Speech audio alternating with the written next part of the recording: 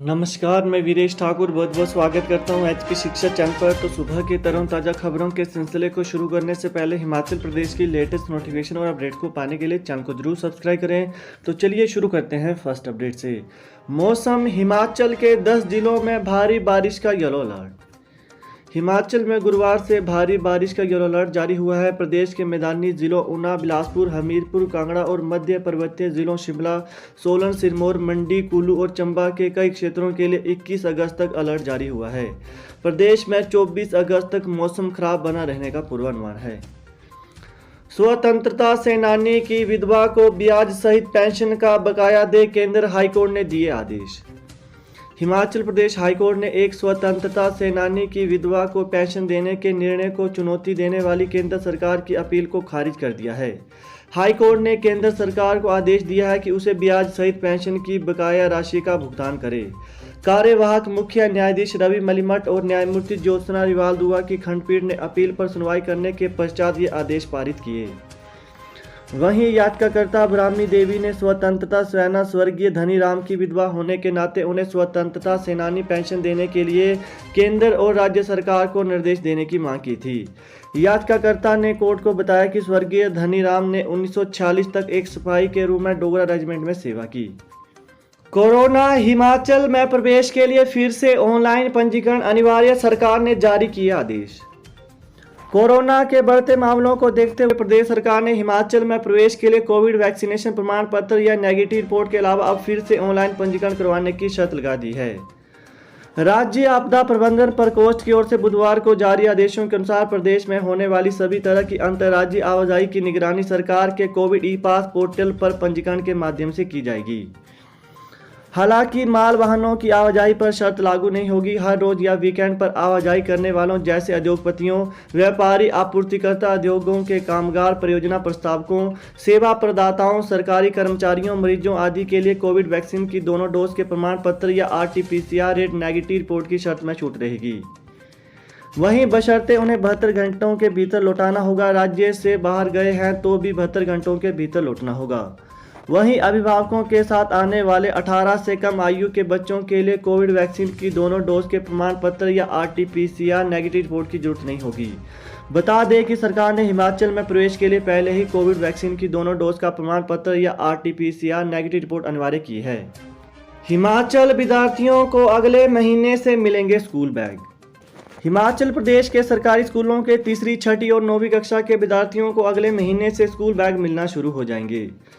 खाद्य आपूर्ति निगम ने बुधवार को बैग को लेकर आमंत्रित किए गए टेंडर की टेक्निकल भीड़ खोल दी है। टेंडर में कुल 8 कंपनियों ने भाग लिया था। इसमें से 4 कंपनियों के सैंपल फेल हुए। शेष सैंपल पास 4 कंपनियों के बीच रेट को लेकर प्रतिस्पर्धा होगी। अगले सप्ताह फाइनेंशियल बीड खोली जानी है। इसमें जिस भी कंपनी का रेट कम आएगा उसे सप्लाई ऑर्डर दिया जाएगा। हिमाचल में स्कूल बैग का मामला काफी समय से लटका हुआ था। शिक्षा विभाग की ओर से छात्रों को स्कूल बैग दिए जाने हैं। हिमाचल करोड़ों की छात्रवृत्ति हड़पने के लिए जमा करवाए मान्यता प्रमाण पत्र निकले फर्जी। प्रदेश में 9लेट के काम पर चल रहे 9 फर्जी शिक्षण संस्थानों के मामले में एक और खुलासा हुआ है। CBI की जांच में पता चला है कि करोड़ों की छात्रवृत्ति हड़पने के लिए शिक्षा निदेशालय में शिक्षण संस्थानों के प्रबंधन के जमा करवाए गए 2 प्रमाण पत्र फर्जी निकले हैं।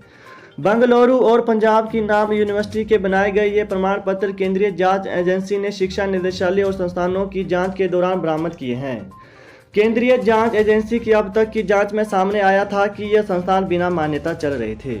हिमाचल तकनीकी विश्वविद्यालय बीटेक के लिए 12वीं कक्षा में गणित और भौतिक विज्ञान विषय जरूरी नहीं। हिमाचल प्रदेश तकनीकी विश्वविद्यालय हमीरपुर में इस बार अखिल भारतीय तकनीकी शिक्षा परिषद AICTE के नए निर्देशों के तहत बीटेक डायरेक्ट एंट्री में दाखिला मिलेगा। AICTE के नए निर्देशों में बीटेक के लिए 12वीं कक्षा में गणित और भौतिक विज्ञान की अनिवार्यता को खत्म कर दिया गया है। वहीं अब ऐसे विद्यार्थी जिन्होंने जमा 2 में भौतिक विज्ञान, गणित, रसायन विज्ञान, कंप्यूटर साइंस, सूचना प्रौद्योगिकी, इलेक्ट्रॉनिक्स, जीव विज्ञान, सूचना विज्ञान, अभ्यास, जैव प्रौद्योगिकी, व्यावसायिक विषयों के कृषि, इंजीनियरिंग, ग्राफिक्स, बिजनेस स्टडीज, उद्यमिता में से किन्हीं 3 विषयों में पढ़ाई की हो, वे तकनीकी विश्वविद्यालय से संबंधित सरकारी और निजी शिक्षण संस्थानों में बीटेक में दाखिला ले सकते हैं। प्रिंसिपल कमल किशोर को मिलेगा राष्ट्रीय शिक्षक पुरस्कार, 70 साल बाद स्कूल को दिलवाई जमीन। हिमाचल प्रदेश के एक शिक्षक को राष्ट्रीय शिक्षक पुरस्कार के लिए चुना गया है। Government senior secondary school Kehlog Kandaghat जिला सोलन के प्रिंसिपल कमल किशोर शर्मा को 5 सितंबर को शिक्षक दिवस पर राष्ट्रीय पुरस्कार मिलेगा। केंद्रीय शिक्षा मंत्रालय ने बुधवार को 5 सितंबर को सम्मानित किए जाने वाले 44 शिक्षकों की सूची जारी की है। हिमाचल में एक और कोरोना संक्रमित की मौत, 247 लोगों की रिपोर्ट पॉजिटिव। हिमाचल प्रदेश में बुधवार को एक और कोरोना पॉजिटिव मरीज की मौत हो गई। हमीरपुर में 84 वर्षीय संक्रमित बुजुर्ग ने दम तोड़ दिया। उधर प्रदेश में कोरोना के 247 नए पॉजिटिव मामले सामने आए हैं। बीते 24 घंटों के दौरान प्रदेश में 230 मरीज ठीक हुए हैं। वहीं बीते 24 घंटों के दौरान कोरोना की जांच के लिए 11,605 सैंपल लिए गए।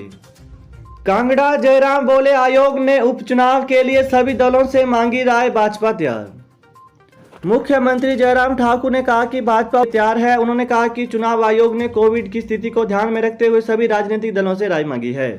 भाजपा के अध्यक्ष जल्द आयोग को राय देंगे। उन्होंने कहा कि कांगड़ा एयरपोर्ट के विस्तार की उनकी दिल से इच्छा है।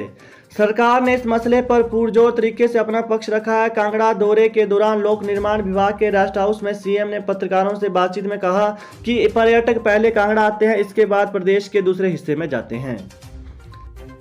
शिक्षा मंत्री ने तलब की स्कूल कॉलेज भवन निर्माण में देरी की फाइल। हिमाचल प्रदेश में नए स्कूल कॉलेज भवन बनाने में हो रही देरी पर शिक्षा मंत्री ने कड़ा संज्ञान लिया। शिक्षा मंत्री ने विभागीय अधिकारियों से इस मामले को लेकर विस्तृत रिपोर्ट तलब की है। लोक निर्माण विभाग की देरी से करीब 150 करोड़ का बजट बीते 5 साल के दौरान खर्च नहीं हुआ है। चुनावी वर्ष में जा रही सरकार ने इन निर्माण कार्यों में तेजी लाने के लिए कवायद तेज कर दी है। वहीं शिक्षा मंत्री गोविंद सिंह ठाकुर ने विभागीय अधिकारियों से पूछा है कि अभी तक कितने स्कूल और कॉलेज भवनों के नए निर्माण और मरम्मत का कार्य अधूरा है। इन निर्माण कार्यों का वर्तमान में स्टेटस क्या है। अगले वर्ष प्रस्तावित विधानसभा चुनावों से पहले सरकार स्कूल और कॉलेजों के नए भवनों का उद्घाटन करना चाहती है। ऐसे में अब शिक्षा विभाग को लोक निर्माण विभाग के साथ वार्ता कर निर्माण कार्यों में तेजी लाने को कहा गया है। हिमाचल कैबिनेट बैठक, कोरोना पर होगा मंथन, इन फैसलों पर लग सकती है मुहर। हिमाचल प्रदेश कैबिनेट की बैठक 24 अगस्त को हो सकती है। मुख्यमंत्री जयराम ठाकुर की अध्यक्षता में बैठक में कई बड़े फैसले संभावित है। बैठक में कोरोना वायरस पर मंत्रणा होगी। बैठक में संक्रमण से निपटने को लक्षित कर कई फैसले हो सकते हैं। प्रदेश में 22 अगस्त तक स्कूल बंद हैं, इन्हें 31 अगस्त तक बंद कर सकते हैं। 1 सितंबर से कॉलेजों में नियमित कक्षाएं शुरू करने का निर्णय हो सकता है। तो यही थी हिमाचल प्रदेश की सुबह की ताज़ा खबरें। तो हिमाचल प्रदेश की लेटेस्ट नोटिफिकेशन और अपडेट्स को पाने के लिए चैनल को जरूर सब्सक्राइब करें। Thanks for watching. जय हिंद, जय हिमाचल।